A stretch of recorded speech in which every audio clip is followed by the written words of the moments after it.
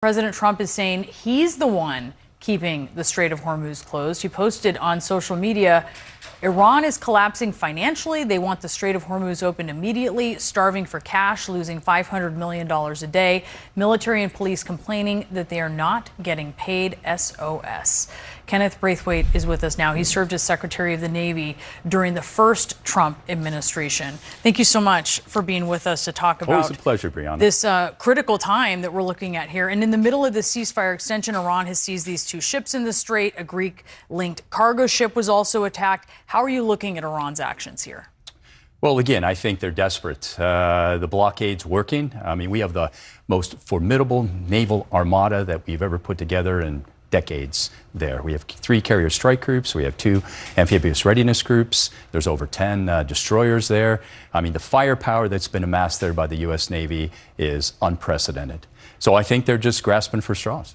I wonder what this does tell you, though, about the status of Iran's Navy, because obviously completely making it non-operational is one of the stated objectives of this administration, and they have championed that they've been able to do that.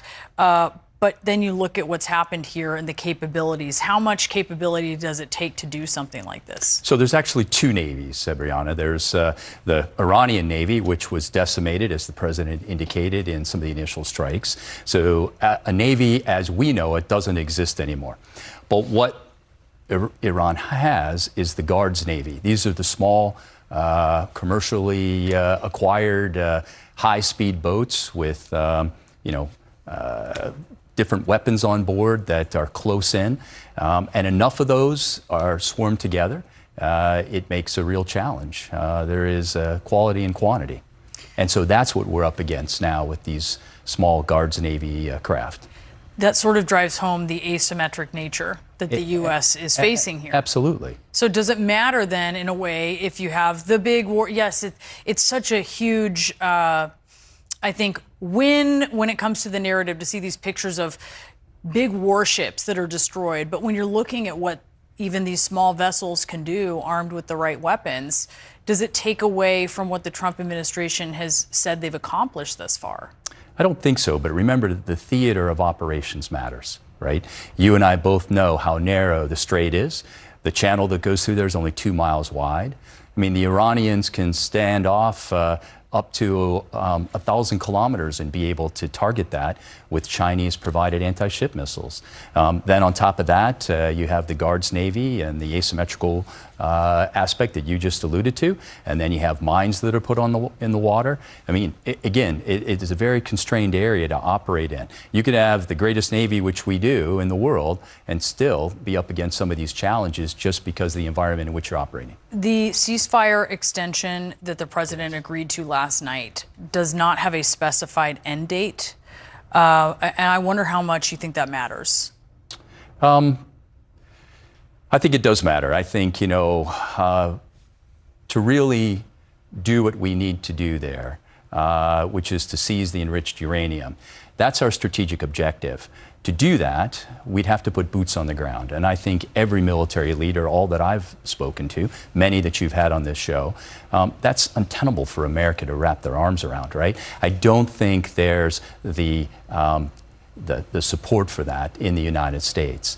So therefore, the president needs this time in order to be able to get to a deal. I'm just hoping that that deal includes making sure that the enriched uranium is ours, and of course it has to open the strait. The fractured leadership, the damage that has been done to the leadership, and the way that may have fractured some of the communications and the ability to operate as usual is part of the reason why the president's top aides believe they did not hear back from the Iranians yesterday. How are you seeing that? Yeah, no, I absolutely believe that. The command and control that existed before with the supreme leader, there was no question.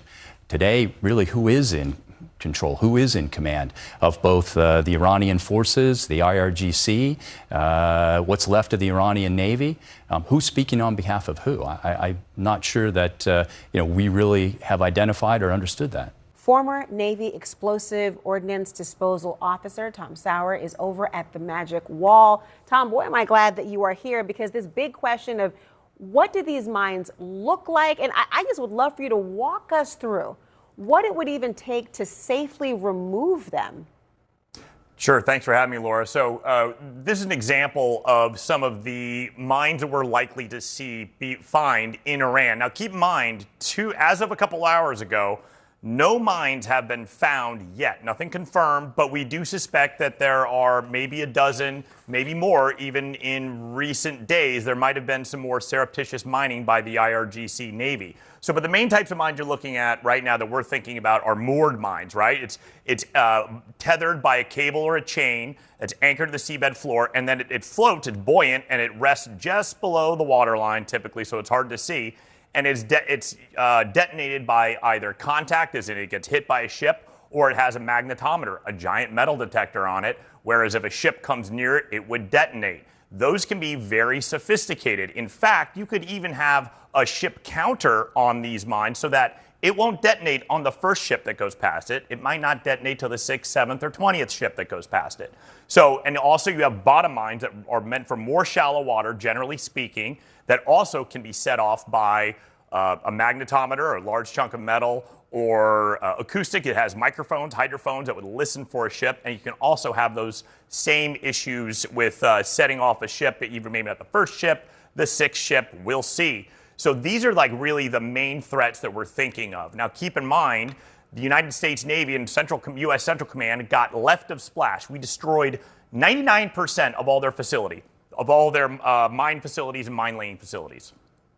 Well, talk to me about the vessels or the equipment you would need. And now that we know what we're talking about, what do you need in the minesweeping mission to rid the seas of this and make it safe?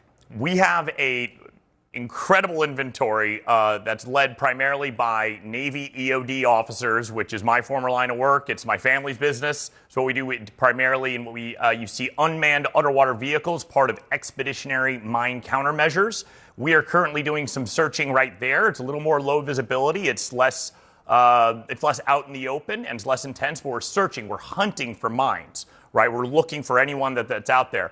You also have surface MCM. We have some of our littoral combat ships, and we also have 2 of our Avenger-class minesweepers, the USS Chief and USS Warrior, that are on their way as well, coming from Japan. And we also have airborne MCM, which are helicopters, both like that and also the very large helicopter that would tow sweeping and mining equipment. They're on their way from a very large ship, the USS John L. Canley, which is an expeditionary support base that's on its way from the Indian Ocean right now. So the president has suggested that this is going to be a team effort. What role will the United States or will Iran play? Great question, Laura. I can tell you one thing right now is that the United States Navy does not ask permission to operate in the Persian Gulf or anywhere around it. The United States Navy is the most powerful Navy in the world, and anything that is in the air or floats near it right now is doing so because the Navy is allowing it to do so. So we don't need Iranian permission to clear the strait. Now, if they want to provide some information to us saying, yes, we laid some mines here, here, and here, and we'll go get them, it's not an easy task. And it's not an easy task for the United States to pull any mines, even our own. I doubt the Iranians have any capability whatsoever, because if you remember, we destroyed their entire Navy. All that they have left are these little Gashti boats, which are like speed boats, where they might have kicked a few mines over the side in the middle of the night and where we missed them. So it's going to be a United States effort. Maybe we'll see some of our partners, but we'll see what happens. What we want to know is how bad is the situation for stranded seafarers in the Persian Gulf? Joining me now, Arsenio Dominguez, head of the International Maritime Organization. Thank you so much for joining us, sir. Just give us some of the stories you've been hearing from the Gulf.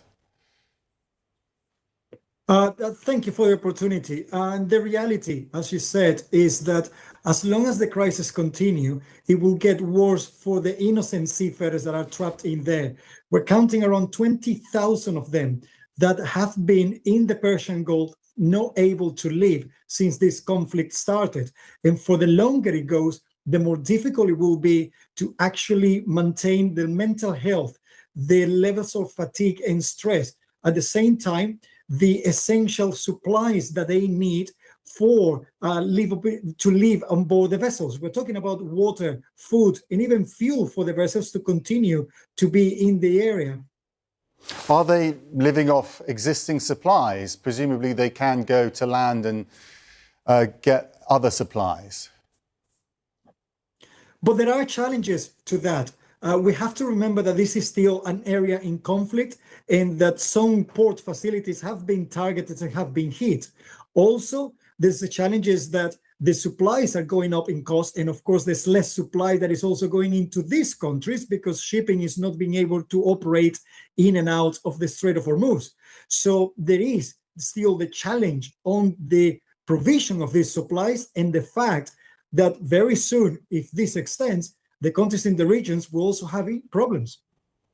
Take us through the mental pressures they're living through. As you say, it's a war zone. They're concerned about being hit.